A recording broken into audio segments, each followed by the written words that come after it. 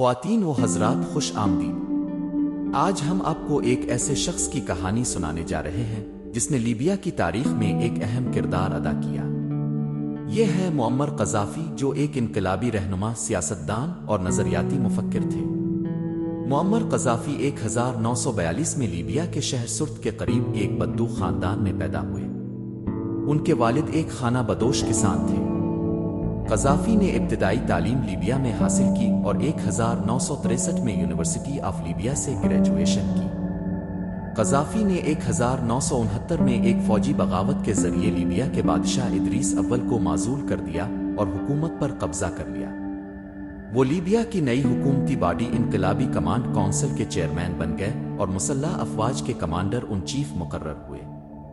Gaddafi نے اقتدار میں آتے ہی امریکی اور برطانوی فوجی اڈوں کو لیبیا سے نکال دیا اور 1970 میں لیبیا میں موجود اطالوی اور یہودی کمیونٹی کے بیشتر افراد کو مقبدر کر دیا۔ انہوں نے شراب نوشی اور جوا کھیلنے پر پابندی عائد کی اور اسلامی سوشلسٹ نظریات کو فروغ دیا۔ قذافی نے لیبیا کی تیل کی صنعت کو قومی ملکیت میں لے لیا اور عرب ممالک کے ساتھ اتحاد کی کوششیں کی۔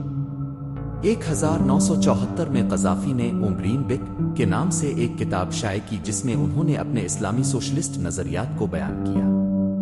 اس کتاب میں انہوں نے عوامی کانگریسوں، مزدور یونینوں اور دیگر عوامی تنظیموں کے ذریعے حکومت چلانے کا نظریہ پیش کیا۔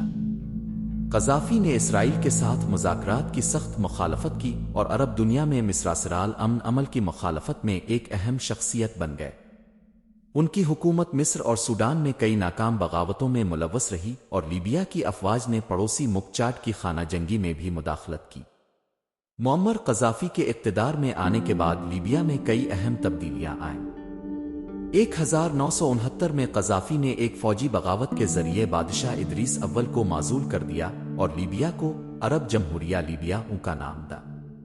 قذافی نے لیبیا کی تیل کی صنعت کو قومی ملکیت میں لے لیا، جس سے ملک کی معیشت میں بہتری آئی اور عوامی فلاح و بہبود کے منصوبے شروع کیے گئے۔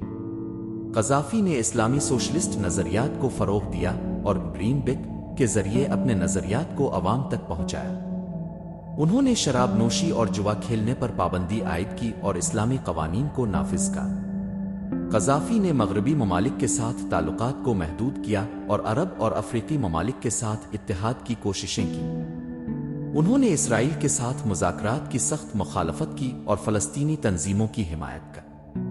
قذافی نے عوامی کانگریسز اور کمیٹیوں کے ذریعے حکومت چلانے کا نظام متعارف کرایا، جس کا مقصد عوام کو براہ راست حکومتی فیصلوں میں شامل کرنا تھا۔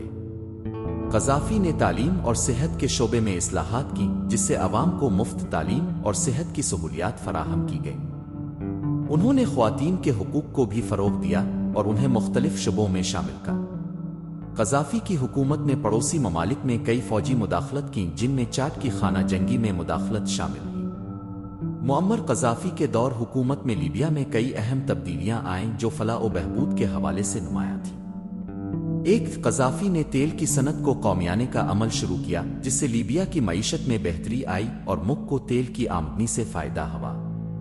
قذافی نے تعلیم اور صحت کے شعبے میں بھی بہتری لانے کی کوشش کی۔ انہوں نے مفت تعلیم اور صحت کی سہولیات فراہم کی، جس سے عوام کی زندگی میں بہتری آئی۔ قذافی نے سماجی اصلاحات بھی کی، جن میں خواتین کے حقوق کو فروغ دینا اور قبائلی نظام کو کمزور کرنا شامل تھے۔ قذافی کے دور میں سڑکوں، پلوں اور دیگر بنیادی ڈھانچے کی تعمیر پر بھی زور دیا گیا، جس سے ملک کی ترقی میں مدد ملی۔ یہ اقدامات لیبیا کی ترقی اور عوام کی فلاح و بہبود کے لیے اہم ثابت ہوئے۔ 2011 میں عرب بہار کے دوران لیبیا میں قذافی کے خلاف بغاوت شروع ہوئی۔ اگست 2011 میں قذافی کو اقتدار سے ہٹا دیا گیا اور اکتوبر 2011 میں باغی افواج نے انہیں قتل کر دیا۔